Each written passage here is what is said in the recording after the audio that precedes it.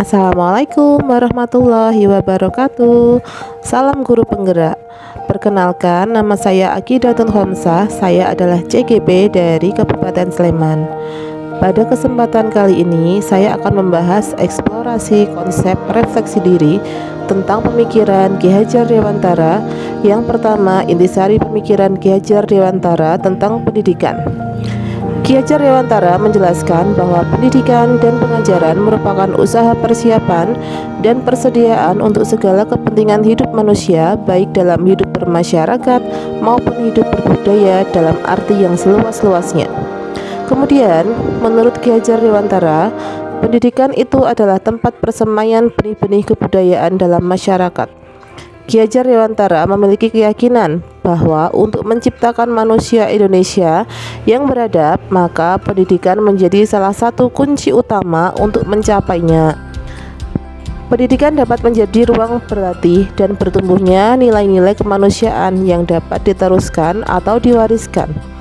Adapun tujuan pendidikan menuntun segala kodrat yang ada pada anak agar mereka dapat mencapai keselamatan dan kebahagiaan yang setinggi-tingginya, baik sebagai manusia maupun sebagai anggota masyarakat. Nah, oleh karena itu, kita sebagai pendidik hanya dapat menuntun tumbuh atau hidupnya kekuatan kodrat yang ada pada anak-anak agar dapat memperbaiki lakunya, bukan dasarnya hidup dan tumbuhnya kekuatan kodrat anak. Pada kesempatan kali ini, saya akan menjelaskan KHD mengibaratkan peran pendidik seperti seorang petani atau tukang kebun, di mana anak-anak ini seperti biji tumbuhan yang disemai dan ditanam di lahan yang telah disediakan. Anak-anak itu bagaikan bulir-bulir jagung yang ditanam. Jika biji jagung ditempatkan di tanah yang subur dengan mendapatkan sinar matahari dan pengairan yang baik, maka meskipun biji jagung itu adalah bibit jagung yang kurang baik, dapat tumbuh dengan baik karena perhatian dan perawatan dari Pak Tani. Namun sebaliknya, meskipun biji jagung itu disemai dengan bibit yang berkualitas baik, tapi jika tumbuh di lahan yang gersang dan tidak mendapatkan pengairan serta cahaya matahari ataupun tangan dinginnya Pak Petani, maka biji jagung itu mungkin tumbuh namun tidak akan optimal. Yang kedua, pembelajaran yang mencerminkan pemikiran KHD. Pembelajaran dari filosofi KHD yang pertama memerdekakan dan berpusat pada murid. Yang kedua, mengikuti perkembangan zaman, dan yang ketiga, tidak bertentangan pada nilai-nilai kemanusiaan. Serta yang keempat yaitu pembangunan budi pekerti dan berfokus pada proses, bukan hasil.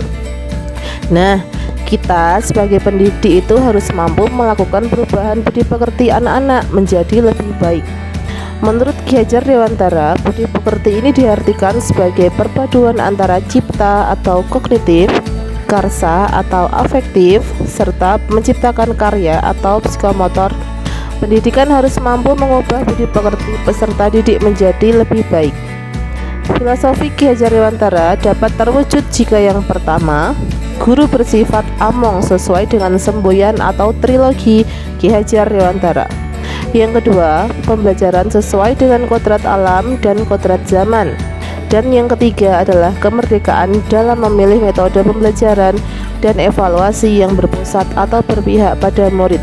Konsep pemikiran Ki Hajar Dewantara di kelas yang telah saya lakukan adalah: yang pertama, mengikuti perkembangan zaman dengan berbagai pemanfaatan iptek pada proses pembelajaran melalui platform yang menarik. Yang kedua, sistem Among dengan memberikan kebebasan kepada peserta didik menemukan sumber belajar seluas-luasnya untuk menemukan pengetahuan baru, baik secara individu maupun kelompok.